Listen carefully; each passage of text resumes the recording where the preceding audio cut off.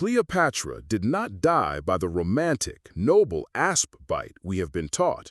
The truth of her final moments is far more cunning, deliberate, and, for centuries, conveniently obscured. The real story begins not with a serpent, but with a queen stripped bare of her kingdom, facing the ultimate humiliation and choosing a path of profound, silent defiance. It was the summer of 30 BC, and Alexandria, the glittering jewel of Egypt, was a city holding its breath.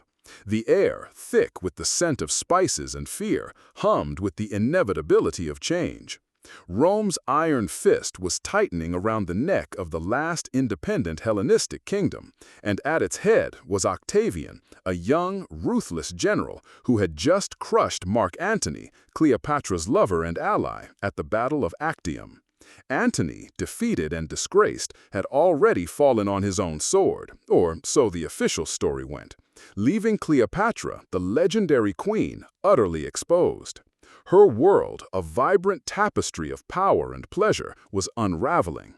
The mighty Roman legions, disciplined and unstoppable, were at her gates. Octavian's intent was clear. He would not just conquer Egypt, he would capture its fabled queen, the woman who had dared to challenge Rome, and drag her through the streets of his capital in a humiliating triumphal procession. This was the fate she dreaded more than death itself. For a queen who had commanded pharaohs, who had held Caesar and Antony spellbound, such an indignity was unimaginable. It would be the ultimate desecration of her royal dignity, a public spectacle designed to crush her spirit and cement Rome's absolute dominance. She tried, as always, to manipulate.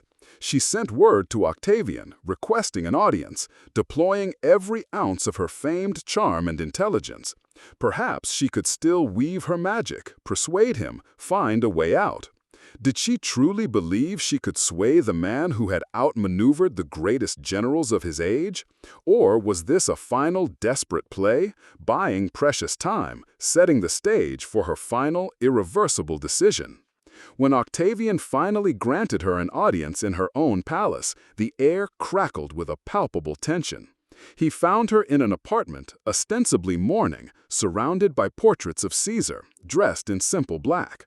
She was still radiant, still compelling, but Octavian, unlike his predecessors, remained unmoved by her pleas, her tears, her promises.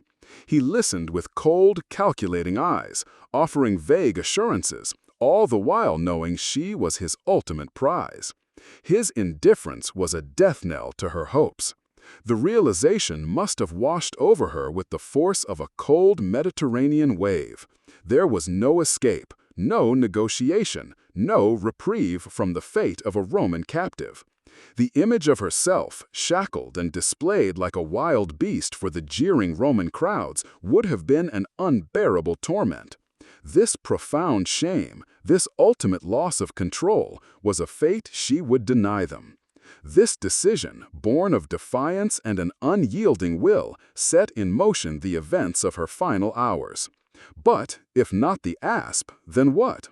The romanticized image of Cleopatra, bedecked in gold, calmly extending her arm to a sacred serpent, has been etched into our collective consciousness by poets, playwrights, and painters for 2 millennia.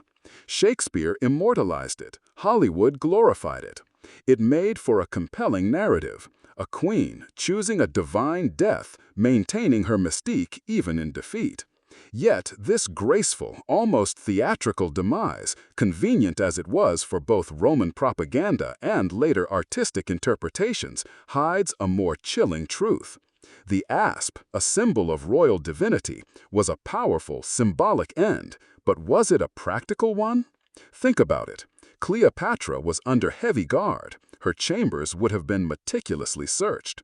The Romans, ever suspicious, would have ensured no weapon, no obvious poison, no means of self-harm could reach her. How, then, could a venomous snake, specifically a cobra, known for its potent, agonizing bite, have been smuggled past the vigilant eyes of Octavian soldiers?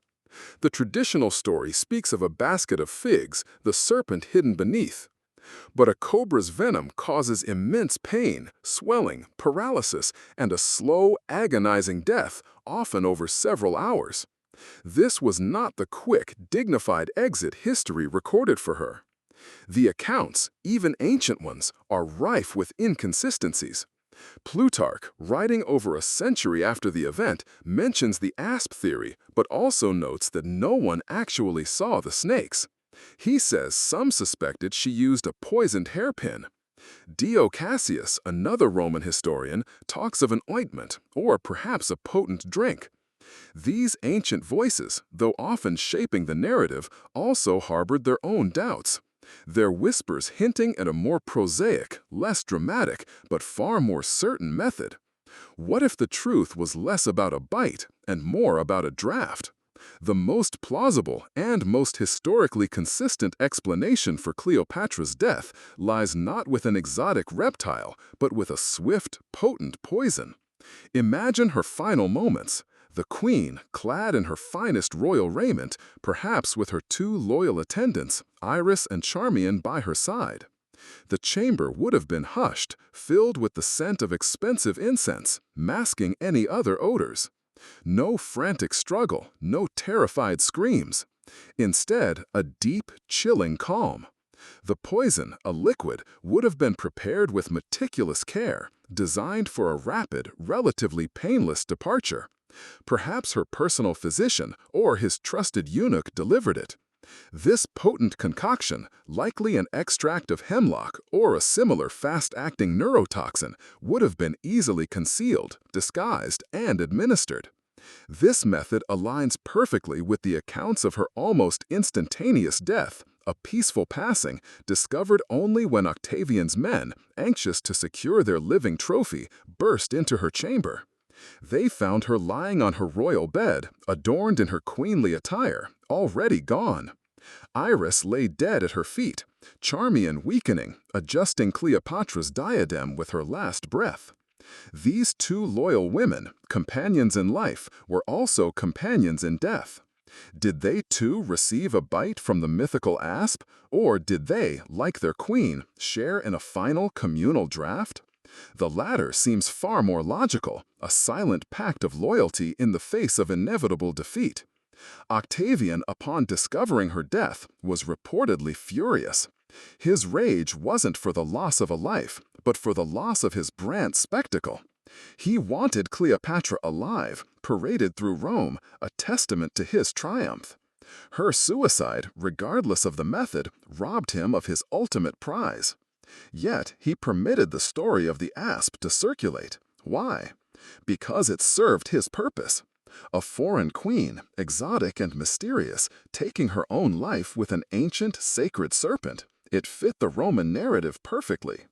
It presented her death as a somewhat fitting, if tragic, end for an Oriental despot, rather than a defiant political act that denied Rome its ultimate humiliation. It made her death seem less like a queen's final sovereign act of control, and more like a mysterious, almost irrational self-destruction. The truth, then, was not so much hidden as it was subtly reshaped, recontextualized, into a narrative that suited the victors. The image of the asp, a dramatic flourish, overshadowed the practical reality of a carefully planned suicide by poison. It allowed Octavian to control the narrative, painting himself as the benevolent conqueror who, despite his best efforts, was denied his ultimate prize by a determined, albeit misguided, queen.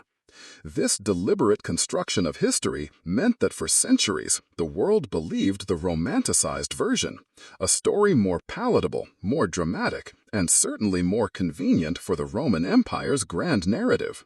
So, picture her final chamber, not a scene of frantic chaos, but of somber resolve. The flickering oil lamps casting long shadows, the hushed whispers of her loyal women, the scent of funeral spices already in the air. She would have written her final letter to Octavian, a plea for her children's lives, perhaps, or a final defiant message. Then, with calm deliberation, she would have raised a goblet, a small phial, or received a fatal dose from a trusted hand. No hiss of a snake, no sudden strike. Just a silent, bitter sip, a fading breath, and the cold embrace of eternity. Her death was not an accident, nor a desperate, impulsive act. It was the ultimate, calculated move of a queen who, even in defeat, refused to be conquered. Cleopatra's death was her final act of power, a reclamation of agency in the face of absolute subjugation.